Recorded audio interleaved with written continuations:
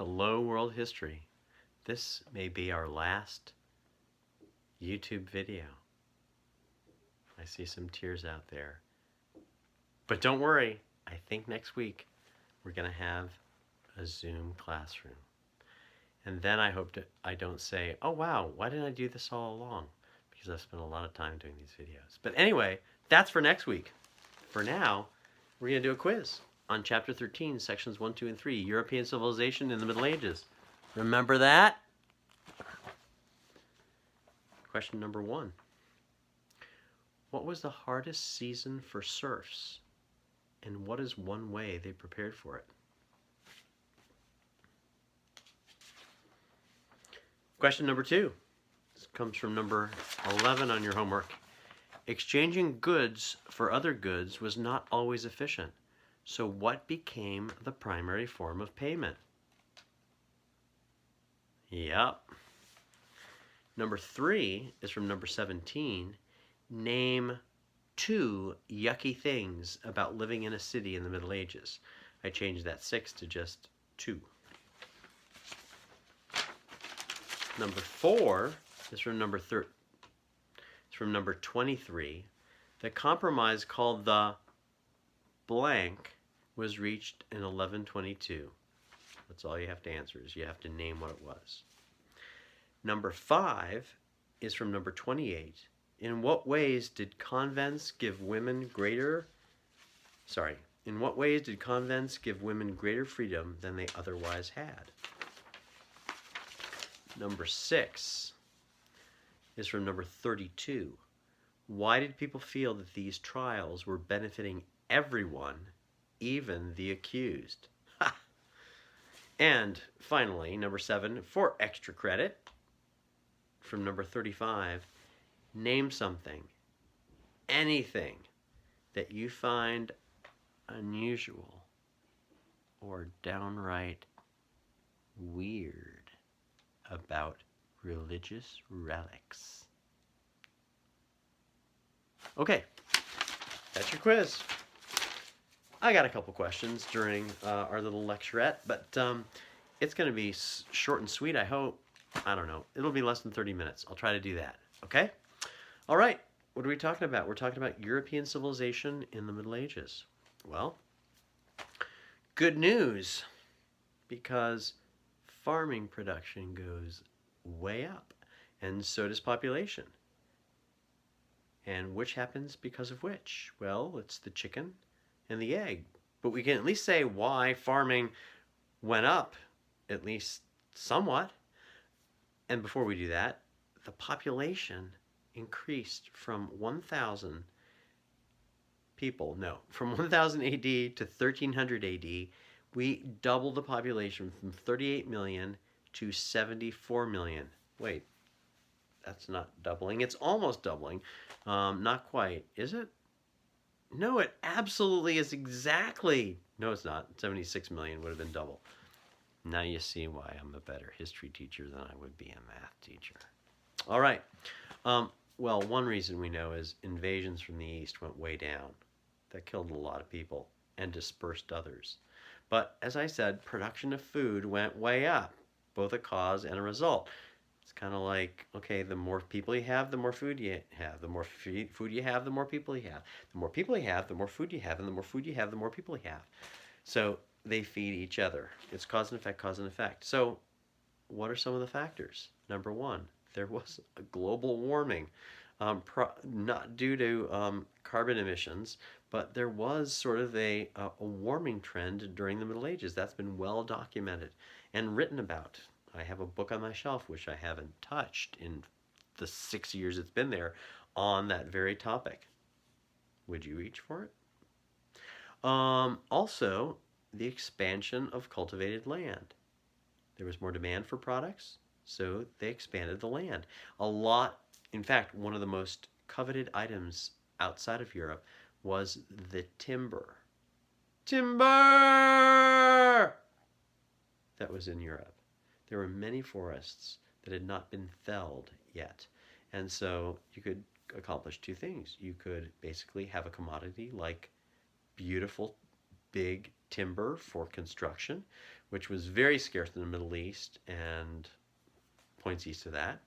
Um, and it was a step in the creation of a farm field, of arable land, that is plowable, workable farmland. Also, what do we see? We see iron tools getting better and better. Scythes, axes, hoes, saws, hammers, nails, all these important in farming.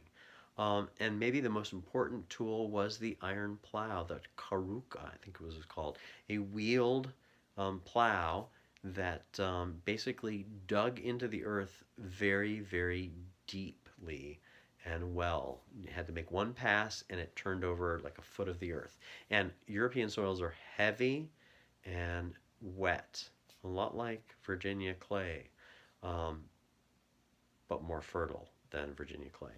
And in addition to that, since it was so hard because the resistance was so great and the weight of this plow, the karuka, I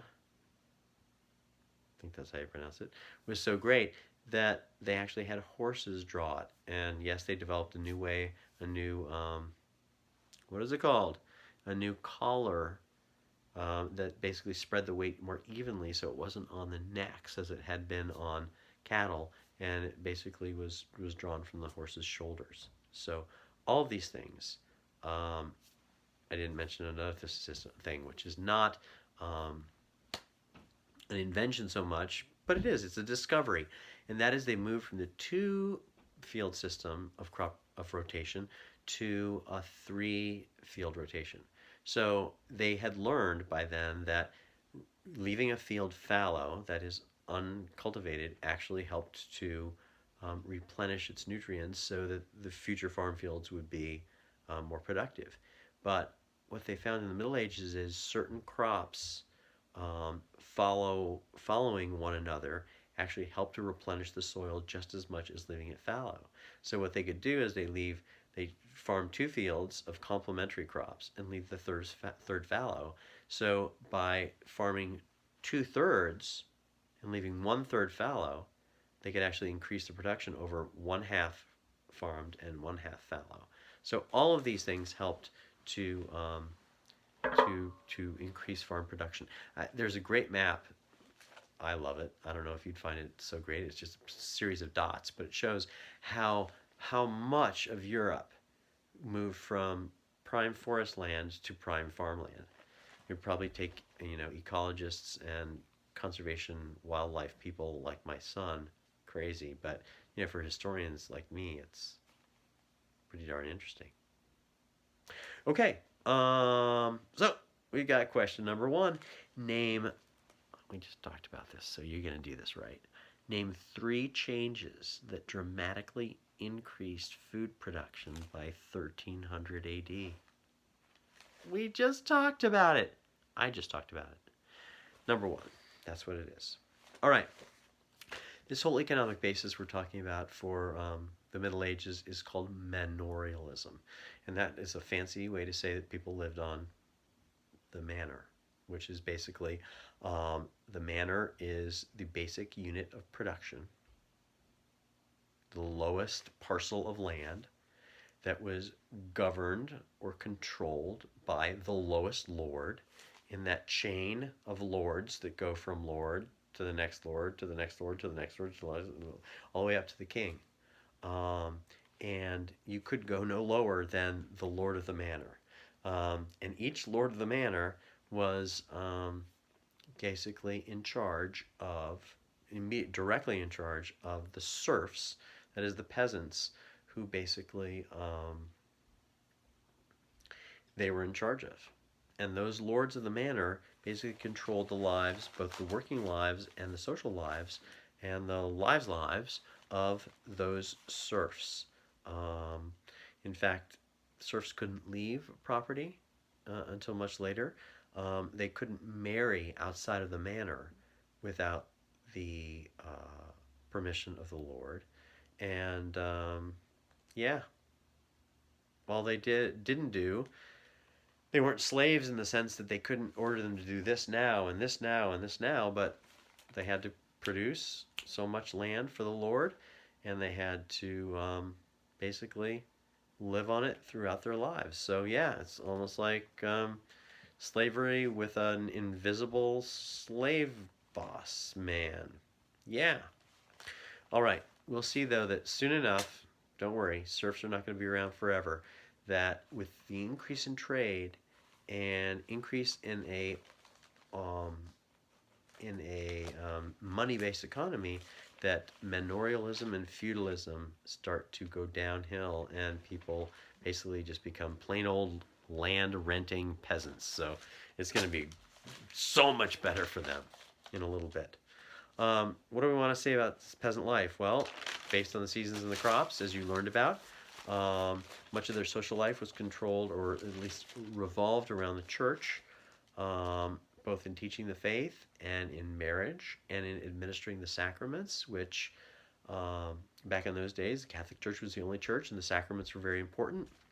And it was of vital importance to people's ultimate destiny that they could be saved only if they had been baptized and only if they had gone through other sacraments, including communion each week and marriages. They had to have it through the church, and other sacraments like reconciliation, which is confession, holy orders, and extreme unction, which are last rites. Anyway, these sacraments were very important to Middle Age Catholic believers, which was virtually everyone in Europe.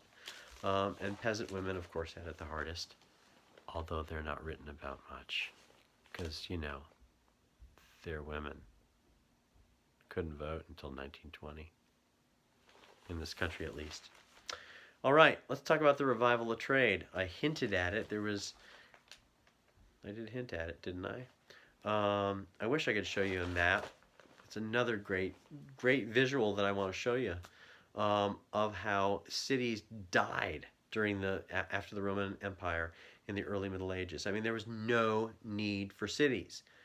But we see, as trade starts to increase, we see cities starting to become more important again. Why is that? Well, a couple of reasons. Cities were the location for two primary events. They were responsible for the production of manufactured goods. And secondly, they were responsible for the trade of manufactured goods. Yeah. Now, where did this happen first? It happened first in Italy. Okay? Why Italy? Well, the cities of Italy were the closest to the thriving area of the Mediterranean, which was the East. The Byzantine Empire still existed. It was much wealthier. It had many more connections to the rest of the world, and Italy was just a stone's throw away from that. So it latched on to that trading network much earlier than the rest of continental Europe, which was like, that cold place up northwest that was far away from sunny Italy and farther away from the Mediterranean and farther away from the Byzantine Empire and the Islamic empires of the Eastern Mediterranean and North Africa. So it was just, well, not part of their regional trade network. So places like Venice and Bologna and I guess Rome and Florence were important during this time, primarily because of location. Second, though, to develop was a place in Northwest Europe. That is a place called Flanders, which was the location of a large market area, which basically they held fairs, which were market days. And this was in, I think, modern day Belgium. So Northwest Europe, continental Europe, so people from France and people from the Netherlands, modern day Netherlands, and Belgium and Germany, and probably even people from northern Italy would go to these fairs and trade. Now, why Flanders? Well, it was relatively close to the sea, so they could make the trip around France and in through the cliffs of Gibraltar and into the Mediterranean, into the civilized world in the east that way. But it was also where they traded the finest woolen cloth of its day. And that came all the way from England and from Scandinavia and certainly from areas closer in like France and Belgium and present day Netherlands and Germany, and other stuff too. And there was also a lot of trade between the Italian cities and Flanders. Um, but those two were the sort of the primary hubs of cities in that era. Oh my gosh, I got a question for you. I have two questions. No, I don't. I just have one. This is question number 2.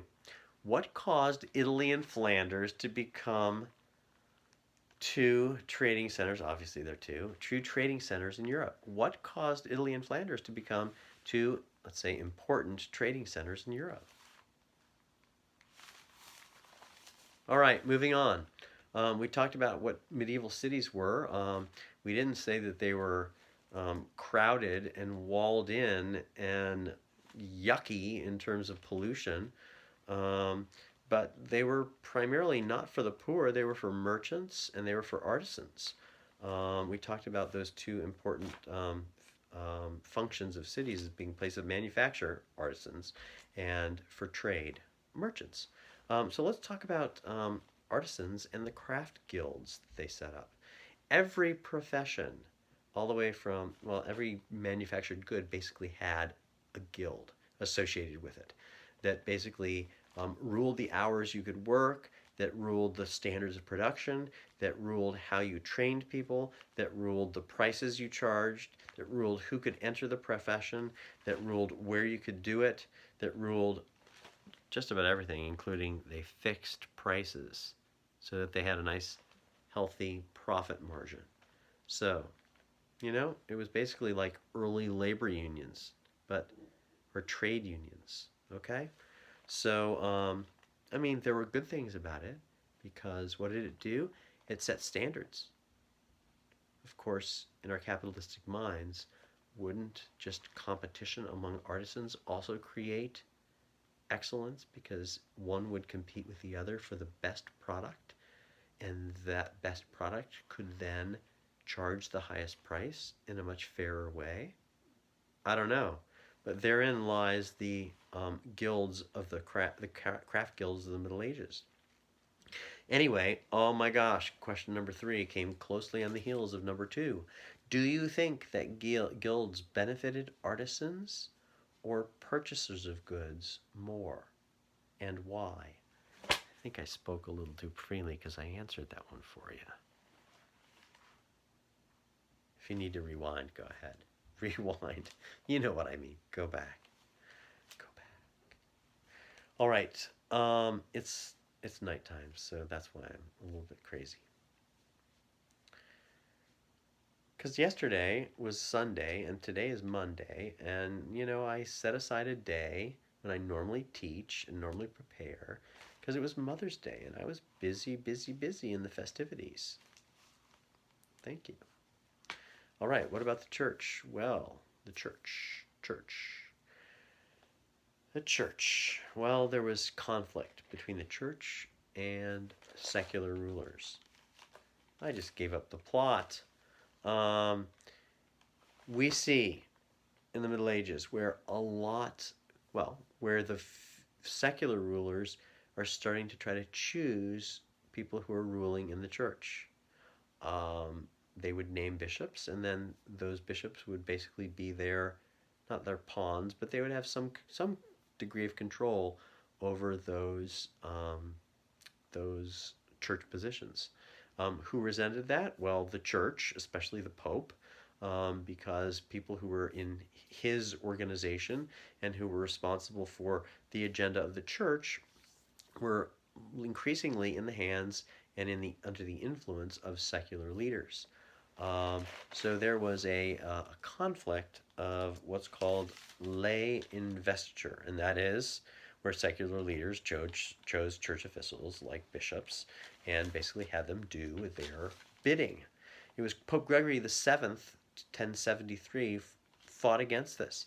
He forbid lay leaders from naming church leaders. It came to a head in 1122 when Henry IV of Germany and Gregory VII basically um, had the investiture controversy, but they finally, in the Concordant of Worms, which looks like worms, it's really Worms in German, where they hammered out a deal. Pretty simple to how to compromise on this one. The church names bishops, and then the bishops could be granted powers by the secular leaders as long as it didn't interfere with their church work. This didn't require that many years and a pope to figure this out. Anyway, in the 1200s, Innocent III stated clearly that he was the leader of the Christian world. He took some action toward kings. King John, you remember from the Magna Carta, said that he must accept the Pope's choice for the Archbishop of Canterbury. He forced the King of France, Philip at the time, to take his wife back after he had tried to annul their marriage. And if the Pope couldn't get a ruler to do what he wanted, he would excommunicate that ruler. That is, forbid them from being a part of the church, exclude them from the sacraments of the church. And if that didn't work, he would place an interdict on the community ruled by that ruler. That is, everyone under the rule of that excommunicated ruler would also be, as a group, excommunicated from the Catholic Church. Now, why could he do this, and what power lay within this? Well, remember, the sacraments, which could only be administered by the church officials, were of extreme importance to middle-aged Christians. You needed baptism. You needed First Communion. You needed Eucharist, which is the Lord's Supper. You needed sacred marriage. You needed extreme unction, that is last rites. You needed all of these things in order to function as a Catholic Christian. So the people would sometimes lead uprisings when a king was at odds with the Pope. How about that? So I got a really great question for you right now. The one that you're hoping you'll get is right here. Number 4, at this point in history, Middle Ages, 1000s, 1100, 1200, 1300, do popes or kings have greater influence over the other? And why? Remember, I know who is easy because I just told you, but remember to say why. All right. We get some religious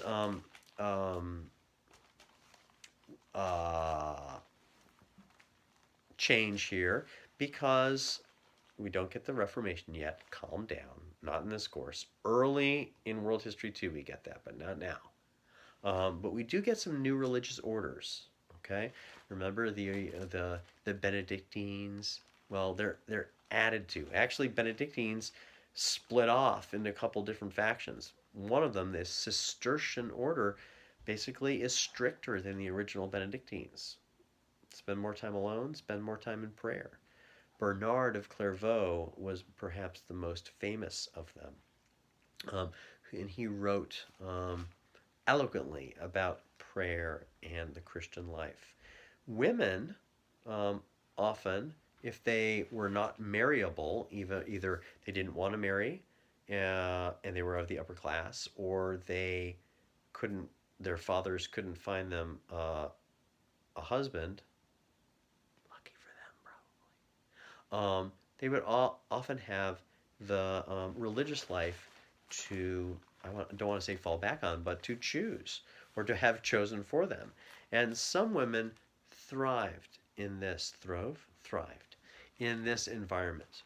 The one such woman who I will name right now, I'll maybe name another one, is Hildegard of Bingen. In German, that would be Hildegard von Bingen, who's very famous, the most famous woman of the Middle Ages. She was in a convent, became the abbess, that is the leader of the convent, and she became so influential that she gave advice to popes and kings and everyone in between. She also was a prolific writer, a prayer warrior, a mystic, a composer, a musical composer. I actually have a CD of some of her works. It rocks, man, it rocks. And she was an artist. We still have some of her original art, I think. Another important reformer, let's say, in Middle Age Catholic Christianity was Saint Francis, good old Saint Francis of Assisi, um, who basically left his pretty wealthy background and embraced poverty and started a new order. He didn't know he was doing this, but he said he was going to live for Christ, and he returned to a life of great simplicity and piety. And he says that he was told when he was in prayer that he was told by God to rebuild the church. Now, he was in a crumbled, broken down church, very small church, when he heard this voice, but he didn't hear this as a, put stone upon stone and rebuild this little chapel, but basically, rebuild the message of Christ in the church, because it had gotten quite lavish with much power to the Pope. And Francis felt that the importance of the gospel was oftentimes lacking in much of the religion of the Middle Ages. There was another order called the Dominicans, who were really a great bunch of guys because they basically were all about teaching. They saw heresies in the church, that is, untrue teachings. And there are a lot of them out there then and now. Think about the prosperity gospel. Joel Osteen. And, if you do this, you'll get rich. I know I'm not giving them enough credit, but there are a lot of people who say basically if you believe, everything will be all right in your life. So believe for your own benefit. Well, it is for your own benefit, but not immediate material benefit. Anyway, the Dominicans fought against heresies, and they basically were an order built on teaching and preaching. Unfortunately, they took it a little too far, and they sort of hosted the Inquisition, which was a way to find heresies and heretics and basically end them in ways that today is totally unacceptable. Yeah, the Inquisition involved finding potential heretics, accused heretics, and flogging them until they confessed. And if they didn't confess, then they just sent them to public authorities who would kill them. Not very just, but according to those inquisitors, they were doing the right thing to save people's souls. I guess a lot of people confessed, and then they took their property away, but at least they were saved. Not the best way to help people, bring people to the faith. Anyway, number 5, we're here. Despite that Inquisition, the thing that we'd rather not talk about, but you can if you want. What positive change did some of the other guys like Bernard or Hildegard or St. Francis bring to the Christian faith? You can just name one. What's a good positive change that any of those guys or gal bring to the faith? All right, you know what? Wow. I was going to go on to section 4 and 5, but you didn't even read that far. So you know what? I'm going to cut it off. And it's 29 minutes, 16 seconds right now. And that doesn't even include time from our quiz. So you know what? For this week, we are done. Look for your email for guidance for what we do this week. And next week, just wait. It'll be something different and I hope fun. Thanks, guys.